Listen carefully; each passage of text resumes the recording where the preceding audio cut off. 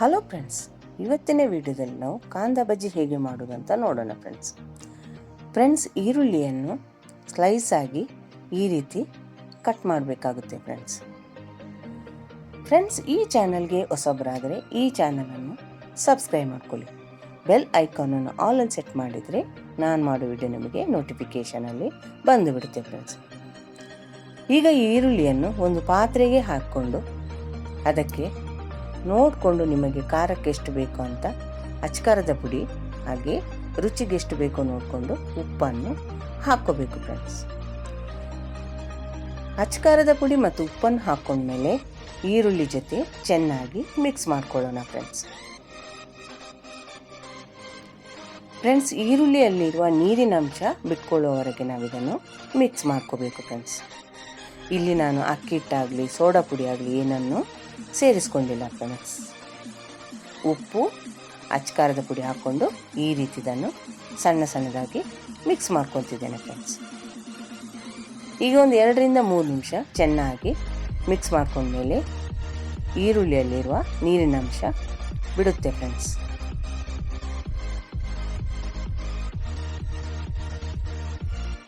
ಈ ರೀತಿ ನೀರಿನ ಅಂಶ ಬಿಡುವವರೆಗೆ ನಾವು ಅದನ್ನು ಮಿಕ್ಸ್ ಮಾಡ್ಕೋಬೇಕು ಫ್ರೆಂಡ್ಸ್.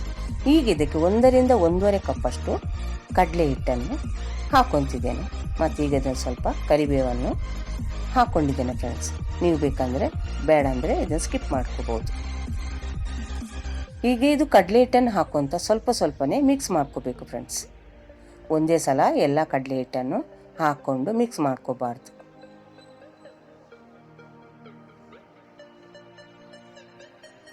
ಈಗ ಇಲ್ಲಿ ಸ್ವಲ್ಪನೇ ಕಡಲೆ ಹಿಟ್ಟು ಹಾಕೊಂಡು ನಾನು ಮಿಕ್ಸ್ ಮಾಡ್ಕೊತಿದ್ದೇನೆ ಫ್ರೆಂಡ್ಸ್.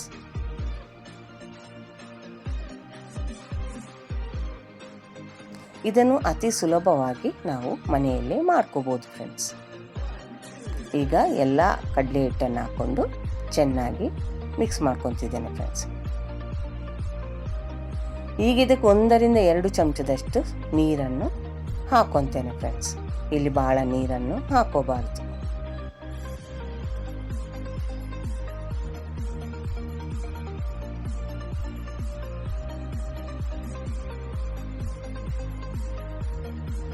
ಇದು ಸಂಜೆ ಟೀ ಟೈಮ್ ಜೊತೆ ತುಂಬ ರುಚಿಯಾಗಿರುತ್ತೆ ಫ್ರೆಂಡ್ಸ್. ಉಪ್ಪು ಅಚ್ಕಾರದ ಪುಡಿ ಕಡಲೆ ಹಿಟ್ಟು ಮತ್ತೊಂದು ಸ್ವಲ್ಪ ಕರಿಬೇವು ಮತ್ತು ಈರುಳ್ಳಿ ಇಷ್ಟರೊಳಗೆ ನಾನು ಕಾಂದ ಬಜ್ಜಿಯನ್ನು ರೆಡಿ ಮಾಡ್ಕೊಂಡಿದ್ದೆ. ಅದಕ್ಕೆ ನಾವು ನಾದ್ಕೋಬೇಕು ಫ್ರೆಂಡ್ಸ್. ಇಷ್ಟ ಆದರೆ ಸಾಕು. ಈಗ ಕೈಗೆ ಸ್ವಲ್ಪ ನೀರನ್ನು ಹಚ್ಕೊಂಡು ಸ್ವಲ್ಪನೇ ಹಿಟ್ಟನ್ನು ತಗೊಂಡು ನಾನು ಎಣ್ಣೆಯಲ್ಲಿ ಫ್ರೈ ಮಾಡ್ಕೊತಿದ್ದೇನೆ ಫ್ರೆಂಡ್ಸ್. ಈಗ ಎಣ್ಣೆಯನ್ನು ನಾನು ಮೊದಲೇ ಕಾಯಲಿಟ್ಟಿರುವುದರಿಂದ ಇದನ್ನು ಹಾಕ್ಕೊತಿದ್ದೇನೆ ಫ್ರೆಂಡ್ಸ್.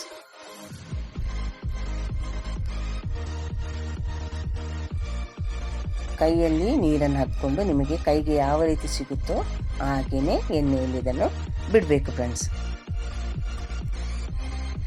ಇದನ್ನು ಮೀಡಿಯಂ ಉರಿಯಲ್ಲಿಟ್ಟು ನಾವು ಫ್ರೈ ಮಾಡ್ಕೋಬೇಕಾಗುತ್ತೆ ಫ್ರೆಂಡ್ಸ್.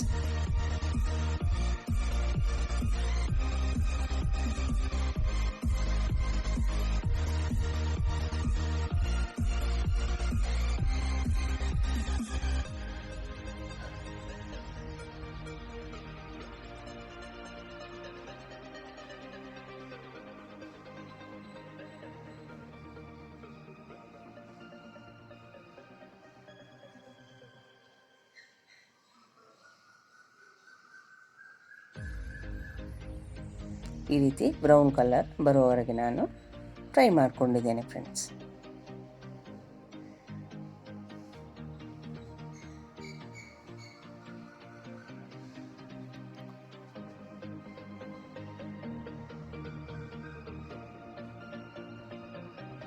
ಈ ರೀತಿ ನಮಗೆ ಕಾಂದ ಬಜ್ಜಿ ರೆಡಿಯಾಗಿದೆ ಫ್ರೆಂಡ್ಸ್. ನಾವು ಹಿಟ್ಟು ಮತ್ತು ಈರುಳ್ಳಿಯನ್ನು ಮಿಕ್ಸ್ ಮಾಡಿಕೊಳ್ಳುವಂಥ ಒಂದು ಟ್ರಿಕ್ಸ್ ತಿಳ್ಕೊಂಡ್ರೆ ಮನೆಯಲ್ಲೇ ನಾವು ಕಾಂದ ಬಜ್ಜಿಯನ್ನು ರೆಡಿ ಮಾಡ್ಕೋಬಹುದು ಫ್ರೆಂಡ್ಸ್. ಈಗ 2ನೇ ಟ್ರಿಪ್ ಮತ್ತೊಂದ್ಸಲ ನಾನಿಲ್ಲಿ ಹಾಕ್ತಿದ್ದೇನೆ ಫ್ರೆಂಡ್ಸ್. ನಿಮಗೆ ಯಾವ ರೀತಿ ಹಿಟ್ಟು ಸಿಗುತ್ತೋ ಅದೇ ರೀತಿ ನೀವು ಅದನ್ನು ಎಣ್ಣೆಯಲ್ಲಿ ಫ್ರೈ ಮಾಡ್ಕೋಬೇಕು ಫ್ರೆಂಡ್ಸ್.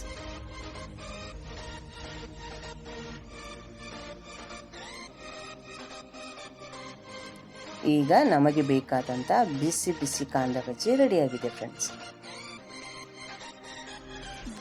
ನೀವು ಇದೇ ರೀತಿ ಮನೆಯಲ್ಲಿ ಟ್ರೈ ಮಾಡಿ ಹೇಗನ್ನಿಸ್ತು ಅಂತ ನನಗೆ ಕಾಮೆಂಟ್ ಸೆಕ್ಷನಲ್ಲಿ ತಿಳಿಸಿ ಫ್ರೆಂಡ್ಸ್.